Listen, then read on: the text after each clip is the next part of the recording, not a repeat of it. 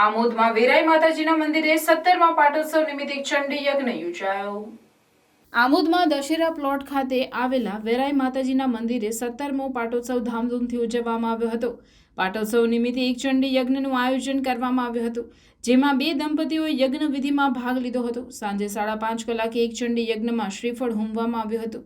17મા પાટોત્સવ નિમિત્તે મહાપ્રસાદીનું પણ સુંદર આયોજન કરવામાં આવ્યું હતું, જેમાં આમોદ નગર સહિત આસપાસના ગામ લોકોએ પણ મહાપ્રસાદીનો લાભ લીધો હતો।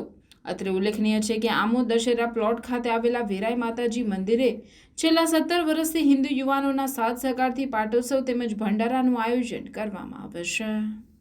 સર્વ ભાવિક ભક્તો આજે આમોદની અંદર વેરાઈ માતાના મંદિરની અંદર પ્રાંગણની અંદર પધારેલ છે અને આજે એક ચંડી યજ્ઞનું આયોજન કરેલ છે ભંડારા સાથે, અને બધા ગામના ભાવિક ભક્તો અહીં હાજર થઈ રહ્યા છે। તો આ એક ચંડીનું પૂજા નિમિત્તે આ યજ્ઞ કરેલ છે, તો બધા ભાવિક ભક્તોને સર્વે આયુ આરોગ્ય સુખ શાંતિની પ્રાપ્તિ થાય। બધા આમોદ ગામના લોકોના સર્વની મનોકામના પૂર્ણ થાય, સૌનું કલ્યાણ થાય એવી માં ભગવતી માં વેરાઈ માતાની ચરણોમાં પ્રાર્થના છે।